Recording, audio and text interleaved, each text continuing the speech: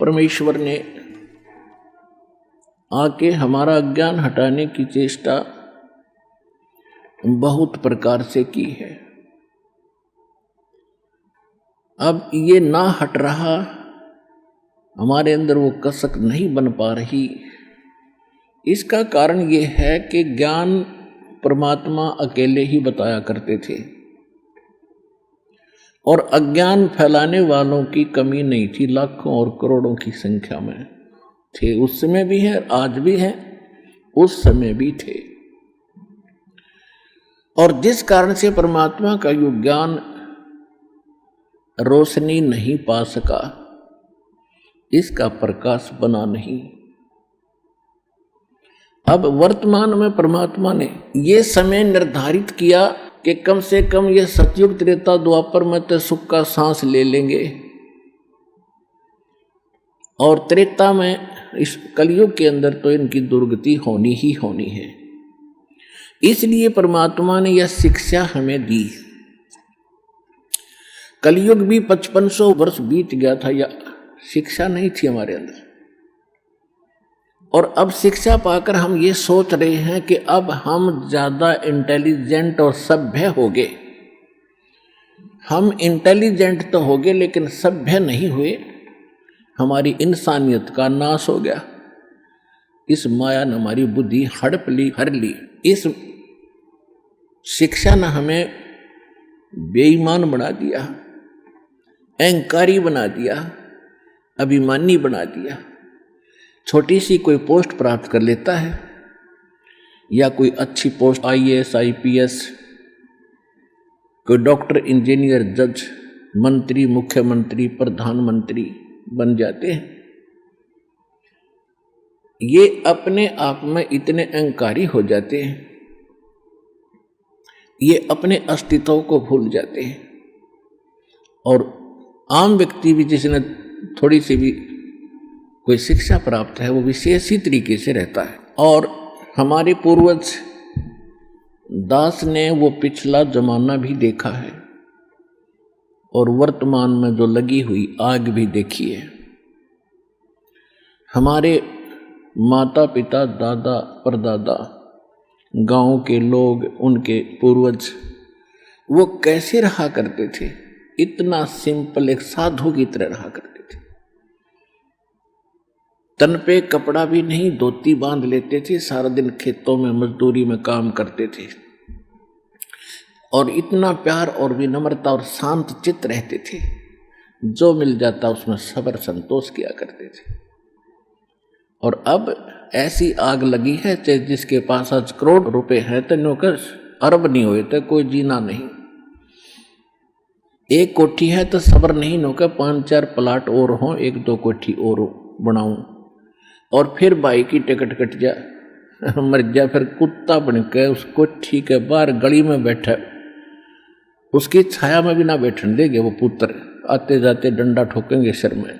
तो परमात्मा कहते हैं कि इस काल ने आपकी अक्ल मार रखी है, आपकी बुद्धि हट रखी है। अब परमात्मा जो ज्ञान आपको बता रहे हैं, आप बुद्धिमान हैं, एजुकेटेड हैं। अब इस एजुकेशन का सदुपयोग करेंगे हम।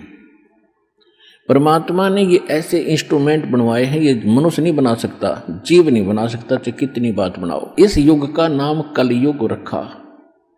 कल माने मशीन से चलने का वाली सारी वस्तुएं होंगी।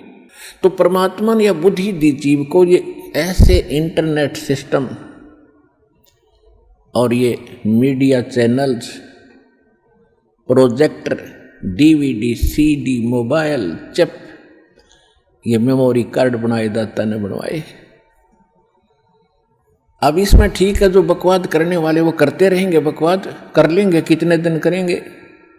देखो पुण्यात्माओं, आज गाने सुनते हो आप या फिल्म देखते हो टीवी पे या मोबाइल में, या बकवाद देखते हैं, सुनते हैं किसी चुटकुले वगैरह, घर में एक दुर्घटना घट जाए, आप सुनकर दिखाइए उसने, वह फिल्म का गाना सुनकर दिखाइए। फिर तो ऐसे गंदे लोक में हम ये गाने सुने और सुनाएं, गाने गाएं, यहाँ तो रोना पीटना है सबका। और इसमें भगवान की भक्ति साथ लेकर और इस मालिक की आरती दिन रात करो, भगवान की भजन दिन रात करो। ठीक है, कोई दुर्घटना घट भी जाता, मालिक की भजन नहीं छोड़े, आरती इसी तरह करता रहे, इसमें बिल्कुल बंद नहीं करे, क्योंकि दुख हल्का भगवान ही कर सकता है। उसको रोते रोते भी मालिक ने याद करे। तो कहने का भाव यह है कि इस गंदे लोक में हम भूल जाते हैं, किसी के घटना घट गई, हम एक औपचारिकता करने जाते हैं वहां पर। अगर वो हमारे आया था और हम नहीं गए तो वो दुख मानेगा। बस वहां थोड़ी सी देर बस पूछ लेते हैं कैसे हुआ, क्या हुआ, बहुत बुरा हुआ, बाहर आते फिर वो सैर सपट्टे अपने जो के तो रहते। जिसके लागे सो तन जाने, और यह सब के लगेगी, किसी के पहले लग जाएगी, किसी के बाद में लगेगी। यहां तो कोई नहीं बचेगा इस मार से। काल के कोल्लू में सब पड़े हुए हैं और एक दिन इसके पाठ के नीचे आपने आना पड़ेगा। परमात्मा कहते हैं चलती चक्की देख के और दिया कबीरा रो, और दो पाटन के बीच में साबत बचा ना कोई। चक्की के बीच में चक्की चल रही है पत्थर की, उसमें कणक डाली जा रही है। कहते दो पाटों के बीच में, इस काल और माया के बीच में आपको पीसा जा रहा है, इसमें साबित कोई नहीं बचेगा। फिर कहते हैं कि किले से लागा रहे ताका नाश न हो।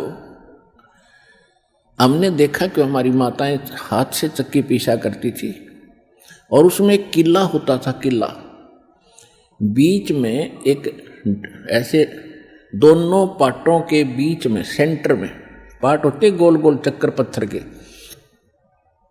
उसमें एक तो डंडा सा लगा होता था उसको घुमाने के लिए, और एक उनके सेंटर में एक सुराख सा होता था, उसमें एक लकड़ की ऐसे गोल सी लंबी लंबी सी एक लगी हुई थी गुटका सा, और उसके चारों तरफ उसके खाली स्थान होता था, उसको किला बोलते थे।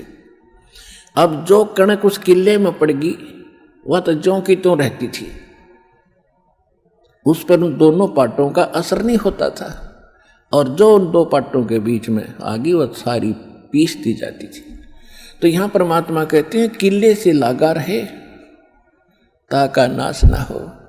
तो हम परमेश्वर कबीर जी के साथ लगेंगे। ये किला है इस काल के चक्की के बीच में, और जो परमात्मा के संपर्क में इसके निकट आ गया फिर काल के इस पत्थर यानी दोनों पाटों से बच गया।